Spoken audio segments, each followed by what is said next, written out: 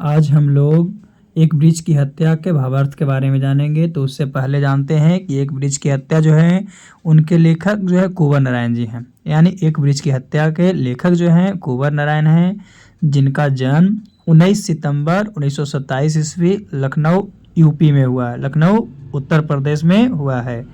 और इनकी मृत्यु 15 नवंबर 2017 ईस्वी को हुई थी। जो कवि कुंवर नारायण हैं, जिनका जन्म 19 सितंबर 1927 ईस्वी लखनऊ उत्तर प्रदेश में और इनकी मृत्यु 15 नवंबर 2017 ईस्वी में हुई थी। इन्होंने कविता लिखने के लिए जो सबसे पहले शुरुआत किए थे 1950 के आसपास किए थे। जो कुंवर नारायण है, कविता लिखने का कार्य जो था 1950 के आसपास से शुरू किए थे। इनकी प्रमुख रचना चक्रव्यूह, परिवेश, हम तुम, अपने सामने, कोई दूसरा नहीं, इन दिनों जो है काव्य संग्रह से लिया गया है। फिर आत्मजयी, आकारों के आसपास जो है आपका कहानी संग्रह से लिया गया है। आज और आज से पहले, मेरे शास्त्राकार इत्यादि जो है इनकी प्रमुख रचनाएं हैं।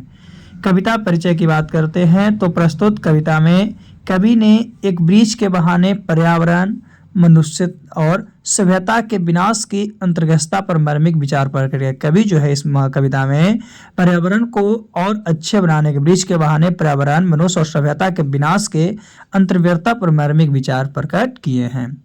ये जो कुंवर नारायण जी हैं, कुंवर नारायण जी को पुरस्कार एवं सम्मान तो साहित्य अकादमी पुरस्कार मिला है, कुरामन आसन पुरस्कार मिला है, व्यास सम्मान पुरस्कार मिला है, प्रेमचंद पुरस्कार मिला है, लोहिया सम्मान मिला है और कवि सम्मान से इसे संबोधित किया गया है। तो एक कुंवर नारायण के बारे में था।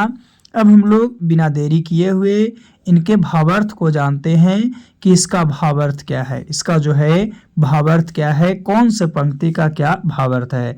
तो अभी हम लोग एक वृक्ष की हत्या कुंवर नारायण जी के बारे में जान गए हैं। तो चलिए हम लोग सबसे पहले पहला पैराग्राफ जो है उसके भावार्थ को जानेंगे। तो सबसे पहला पैराग्राफ क्या है, देखिए। सबसे पहले अपनी घर अब की घर लौटा न देखा वह नहीं था। कह रहा अब की घर लौटा तो देखा वह नहीं था, वही बुढ़ा चौकीदार वृक्ष जो हमेशा मिलता था घर के दरवाजे पर तैनात।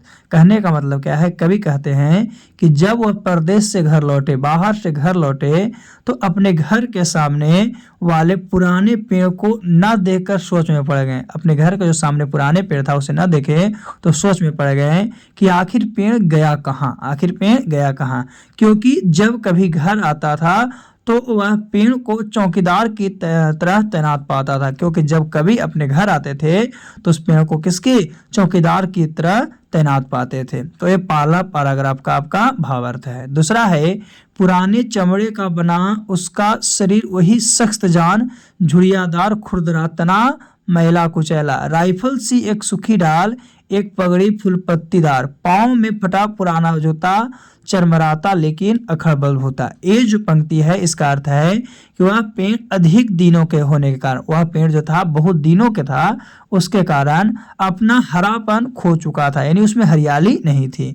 डालें सूख गई थी, उसका डाल जो था वो सूख गया था, पत्ती झड़ गए थे, लेकिन पेड़ पर ऊपरी भाग फूल पत्ती से युक्त था जो पगड़ी के समान प्रतीत हो रहा था।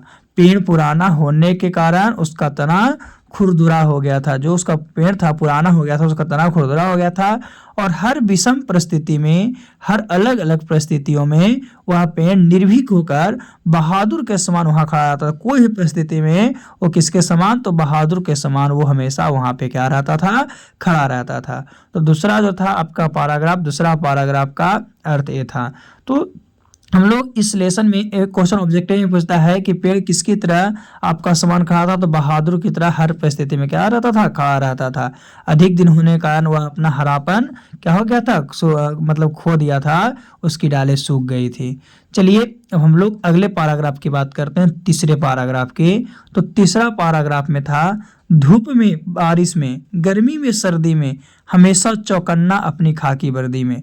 ये जो आपका लाइन है, पैराग्राफ है, इसका अर्थ क्या है? कवि कहता है कि वह बुढ़ा वृक्ष चाहे गर्मी, सर्दी तथा बरसात में हमेशा चौकीदार की तरह खाकी वर्दी में अर्थात छाल नष्ट होने के कारण हल्के पीले रंग का दिखाई पड़ता है। धूप रहे, बरसात रहे, गर्मी रहे, उस सब में चौकीदार की तरह खाकी वर्दी में अर्थात छल नष्ट होने के कारण उसका छाल जो था खत्म हो गया था, उसके कारण हल्के पीले रंग का दिखाई पड़ता था।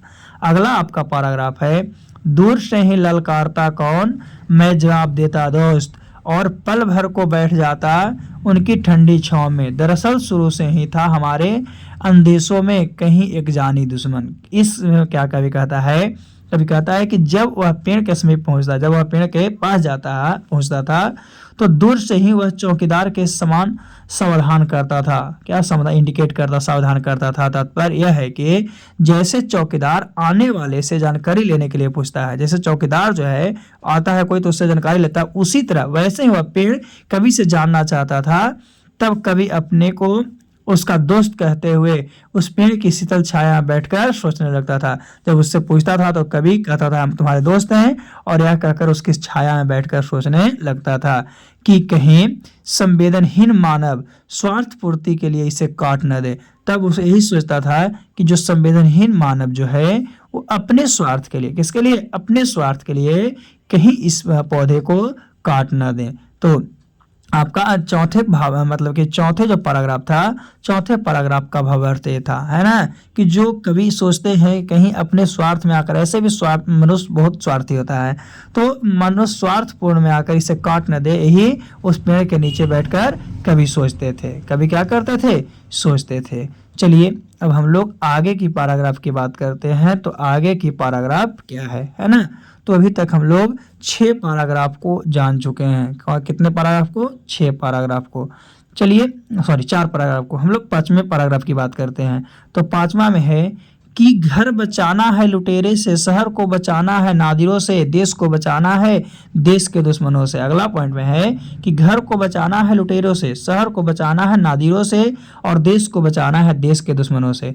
तो कवि कहते हैं कि घर को बचाना है किससे? लुटेरा से। शहर को बचाना है हत्यारों से, और देश को बचाना है देश के दुश्मन से। अर्थात घर, शहर तो देश के सभी सुरक्षित रहेंगे तब वृक्षों की रक्षा होगी। सब के सब सुरक्षित रहेंगे तब वृक्ष की सुरक्षा होगी। अगर सब के सब सुरक्षित नहीं रहेंगे तो वृक्ष के जो है आपका सुरक्षा नहीं होगी।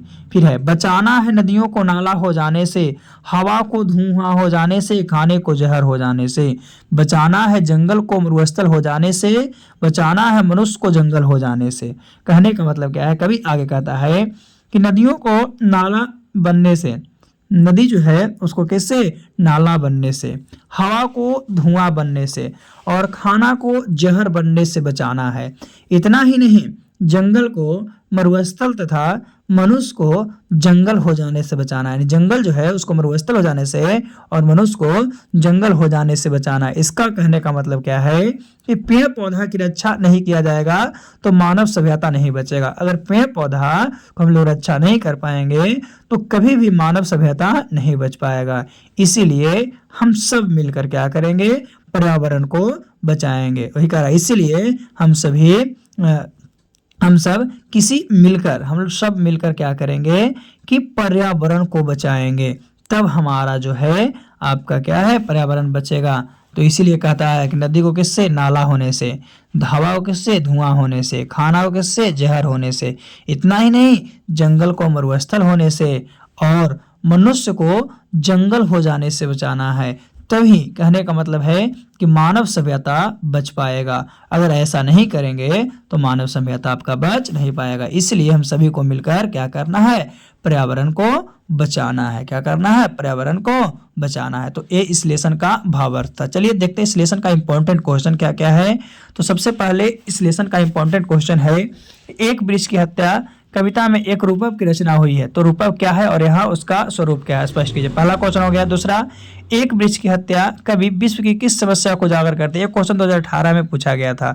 तो कहने का मतलब क्या है? एक वृक्ष की हत्या कवि विश्व की समस्या को, क्यों? क्योंकि पर्यावरण को बचाने की बात करती है। इसमें मेन मुद्दा क्या है? पर्यावरण को बचाना है ना, जंगलों को मरुस्थल होने से बचाना, फिर है धुआं को हवा मतलब कि हवा को धुआं होने से बचाना। ये सब वो आपका पैराग्राफ वाला हो जाएगा आंसर। फिर है क्या कि शहर, घर और देश के बाद कवि किन चीज़ों को बचाने की बात करते हैं? तो घर, शहर और देश के बाद कवि जो है अपने पर्यावरण के बचाने की बात करते हैं, क्योंकि पर्यावरण के माध्यम से ही हम लोग कुछ कर सकते हैं। अगर हमारा पर्यावरण खराब रहेगा तो हम लोग कुछ भी नहीं कर सकते हैं। चौथा फिर है क्या आपका कि कवि को वृक्ष बूढ़ा चौकीदार क्यों लगता है? कवि को वृक्ष जो है बूढ़ा चौकीदार लगता है। एक क्वेश्चन 2012 में, हाँ, आपका फर्स्ट सिटिंग में, सेकंड सिटिंग में, 17 में पूछा। एक क्वेश्चन अक्सर पूछते रहता है। तो इसका मतलब है कवि इसलिए बूढ़ा चौकीदार कहते हैं क्योंकि जब उसके सामने जाते हैं तो उन्हें ऐसा लगता है कि हम उनसे पूछ रहे हैं। जिस तरह से चौकीदार पूछता है कि कौन है, उस तरह से वृक्ष हमसे पूछता है कि आप कौन है, तो हम बताते हैं कि उसका दोस्त है और उसकी छांव में बैठकर क्या करते हैं, मतलब कि उसके सोचते हैं कि कहीं मनुष्य जो स्वार्थ में आकर इसे काट नहीं दे, है ना। फिर है कविता के शीर्षक का सार्थकता स्पष्ट कीजिए। तो सार्थकता तो आप लोग अपनी लैंग्वेज में लिख सकते हैं। इसी को क्वेश्चन को चेंज करके क्या पूछता है कि एक वृक्ष की हत्या जो है शीर्षक कविता का भावार्थ लिखो। तो पूरा अर्थ लिख देना है, इसका क्या अर्थ है। जो फिर है एक वृक्ष की हत्या कविता के समापन करते हुए कवि अपने किन अंदेशों को जिक्र करता है और क्यों? क्योंकि कवि जो है इसको देखते हुए अपने समाज को बचाने के लिए, अपना पर्यावरण को बचाने के लिए करते हैं जिक्र, क्योंकि पर्यावरण जो है आपका खत्म हो जाएगा तो कुछ भी संभव नहीं है। फिर है कि वृक्ष और कवि में क्या संवाद होता है? ये भी 15 में पूछा है। तो कवि और वृक्ष में संबंध, मतलब कवि और जो वृक्ष है उसमें क्या संवाद होता है? एक दूसरे को क्या सोचते हैं कि हमारे से पूछता है कि आप कौन है, तो जवाब देता है कि मैं क्या हूँ, आपका चौकीदार हूँ। इस तरह से और भी बातें तो अपने लैंग्वेज में इसका आंसर देना। तो आज के लिए इतना ही काफ़ी, फिर से हम लोग अगले वीडियो में मिलते हैं।